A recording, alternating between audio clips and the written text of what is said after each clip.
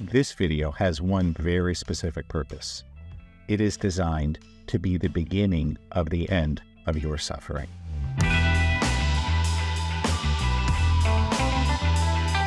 My name is Brent Phillips. I am the founder and creator of the awakening dynamic system of energy healing and higher consciousness. And I'm here today with video number 1 of 7 in our series on Transcending the Ego. And so I mentioned when we started that this is designed to be the beginning of the end of your suffering. And I am 100% serious about this. I know this process works. It's worked for me. It's worked for hundreds of my most dedicated clients and students. And I know it will work for you. But to be clear, I'm promising you the beginning of the end of your suffering. The end of your suffering is what we call enlightenment, ascension, masterhood, right? Whatever term you prefer. That may happen today, but I wouldn't hold my breath. This is the beginning of the end. And so if you're committed to seeing success in your life, achieving higher consciousness, this is what I encourage you to do. Go mark on your calendar a little note. Today is the beginning of the end of my suffering. And you'll look back on it 6 months, a year, 3 years, however long it takes, and go, oh my God, I thought this Brent guy was just kidding or throwing out a lure or making an exaggerated claim. No, this is serious stuff. So what are we going to do here? Well, in this whole series, I'm going to show you step by step the exact things you need to know and do in order to transcend the ego and live a life with much less suffering. Now, I'm not going to lie to you. It's going to take time. It's going to take work. And it's not like 100% of your suffering will be gone. All the great masters had their moments, but you can get past most of it, 90%, 95%. As the Buddha famously said, pain is inevitable. Suffering is optional. So I cannot promise you'll never have pain, but I can promise that you can eliminate most of the suffering. So what are we going to do here today in this video? Number 1, I'm going to explain to you a little bit about why your life hasn't been working out the way you'd hoped, why you probably don't feel you've had a really great life. And I'm also going to give a very clear definition of exactly what the ego is and exactly what it means to transcend it. Because after all, there's a lot of people who run around throwing around words they don't fully know. Most people talk about, oh, he has a big ego, she has a big ego, but they have no idea what that actually means. Just like a lot of people in the energy healing, new age world throw out the term quantum this and quantum that. Bunch of morons for the most part. They have no idea what that actually means. I'm going to lay this out step by step. So not only will you have a crystal clear understanding of what the ego is and how it works, but also get an idea of the path we must walk to transcend it. So let's get into it. The first thing I want to offer is this. Have you ever wondered why so many of us feel like our lives suck? Most people are dissatisfied with their life, certainly as we get older. Many of us thought we should be making more money. We should be in love with our partner or with someone, or living somewhere else or doing something else, right? So we're going to go into a lot of detail on this over the series, but here's the essence of it. Most of us think we're only living a good life if it is unfolding according to the plan we've created in our mind. And where does that come from? The ego, right? The problem with that is the whole rest of the universe, the other 8 billion people on Earth, all the animals and plants and the stars and the galaxies and all that stuff, right? They don't particularly care what your idea for your life is. And only those that tend to be exceptionally lucky end up having a life that is very close to what they had hoped for. And so I'm going to show you how to change that. To summarize it in one line, I would say this. Happiness is not about getting what you want. There's nothing wrong with that. I love to get what I want to, right? But true happiness is about wanting what you get. So how do we get there? It's a nice idea, right? Release attachment. Stop being so attached. Be present. Be in the moment. All these great sayings you and I have both heard over and over and over. What exactly does it mean? Here's what we're going to do. First, right now, I'm going to give you a crystal clear definition of what the ego is. So, this bothered me a lot when I was a kid. because people would throw around that term ego. Oh, he's got a big ego. Oh, she has a big ego. Oh, they have no ego. I had a sense of what it means. After all, we all know that someone that has a big ego tends to be full of themselves, always insist on having their way, right? But what exactly is this ego? Where does it come from? How does it work? So here's your definition. The ego is that which defines you as somehow separate and distinct from everything else in the universe that is not you. This is really important stuff, so I'll say it again. The ego is that which defines you as somehow separate or distinct from everything else in the universe that is not you. So, as an example, for most of us, our physical human body is part of that ego. So if I go and drink some of my Starbucks here, delicious. My body got it, right? My coffee, my drink. Therefore, this body is part of my ego. If you go drink coffee, I don't get the taste, right? I don't get the experience. So the body is part of it. The mind, of course, is part of it. When we talk about your memories, your past, your ideas, your thoughts, those are all part of your ego, aren't they? Because that guy over there has a soul, and that lady across the room has a soul, and we all have bodies and minds and souls, right? But your body is not mine. Your mind is not mine. Your soul is not mine. That's what the essence of the ego is. So basically, the ego is the little group of things that you think of as you or yours. Everything else is not you. That's outside your ego. And this is such an interesting thing because most of us think that we are the ego. It's really that simple. And so I'm going to give you an exercise now, which I hope you do. If you're serious about ending your suffering, it'll take you like 2 minutes. What I want you to do is write down 10 things that define you. Go ahead and pause the video. Or, if you're driving or on the exercise bike or out in the world, you might want to bookmark this to come back later because I do think this is important. Write down the things that define you. And so once you've done this, I'll share a little bit about my list. When I did this with my teacher, I think the first thing I wrote was, I am Brent. And I wrote, I am an American. I am a healer. I am a man, and so on. What I want you to notice is, those all describe the ego, don't they? That's right. That my career, my path, my history, my body, my goals is all part of this ego.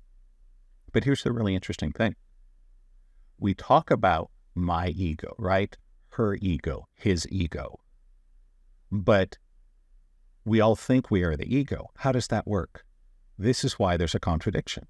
If I have an ego, clearly I cannot be the ego because I'm the thing that has the ego. Does that make sense? And so, for example, I have a car. I go and drive my car around town, right? I am not my car. It is something that I own or possess or use, maintain, right? So in the same way that I cannot be my car because it is my car, you cannot be the ego. In other words, all the separate stuff, right? The body, the mind, the ideas, the memories, the profession, the roles you play in life, that's all part of the ego. But none of that can actually be you because it is your ego. In the same way that my shirt or my car or my coffee cup is not me. Now, I know this is kind of out there. If you're a little confused, awesome, you're on the right track. Almost everyone is confused by this at first. So if you're a little confused, that's amazing.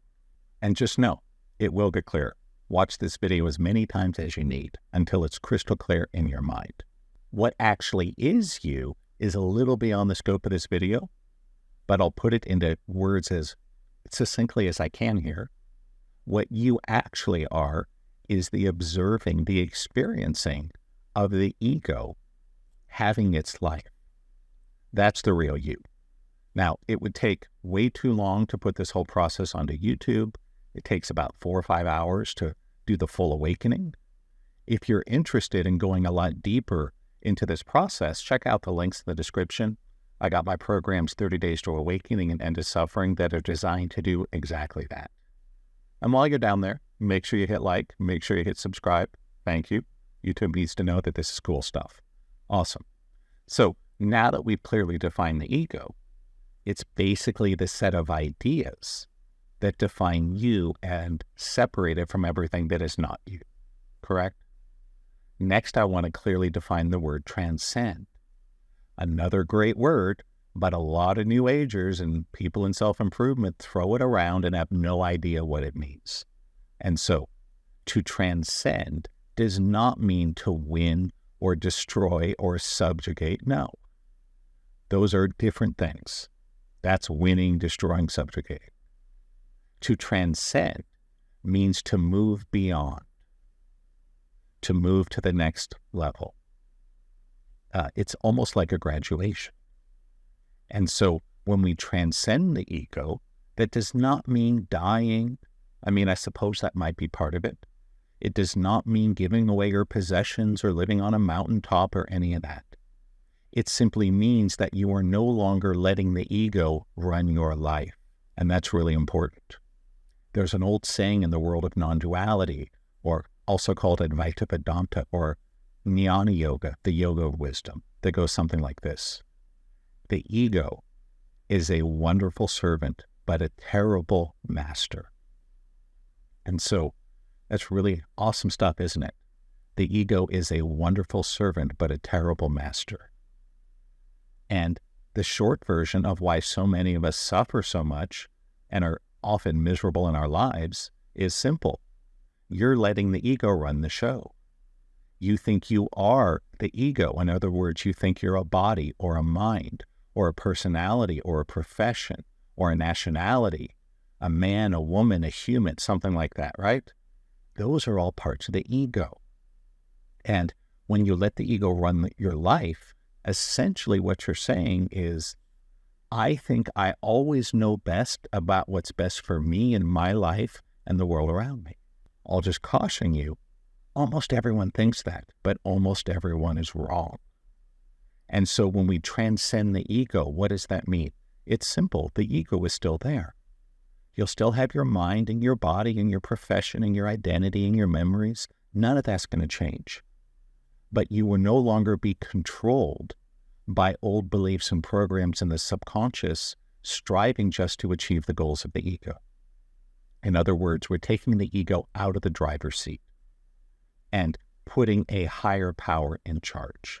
And I know this is a little abstract. That's why we have this whole series, right? We got 7 videos to break this down step by step. I really want to give you a big picture here of what the journey looks like. And I'm hoping you're getting really excited. I think it's really awesome stuff.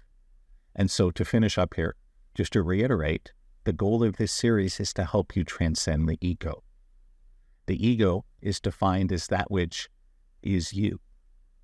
So whatever you define as you, is it your body, your mind, your career, your nationality, your race, your gender, your role in life?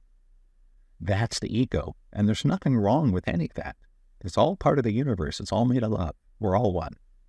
But when we let that ego part of us that we think is us but actually isn't run our lives, it creates enormous suffering. Because most of us are going, wow, why am I in pain? Why don't I have more money? Why am I not happy? Why am I not in love? Why am I not fulfilled? Here's the answer.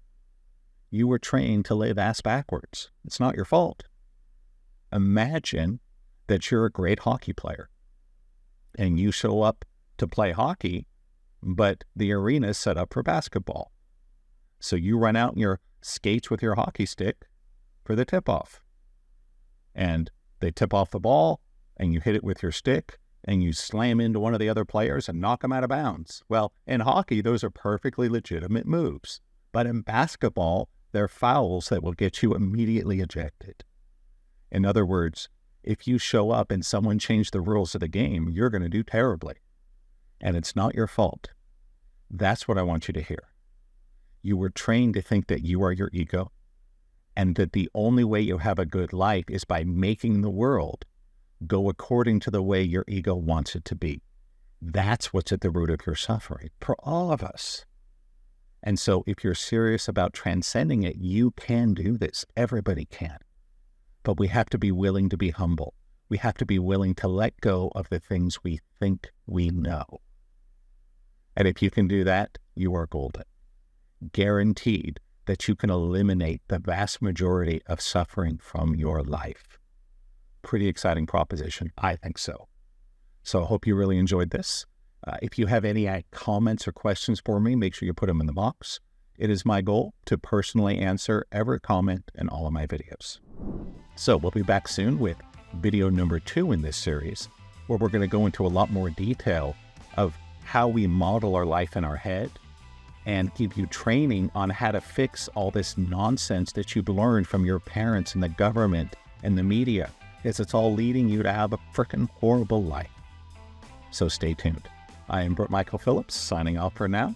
Until next time, please take care and namaste.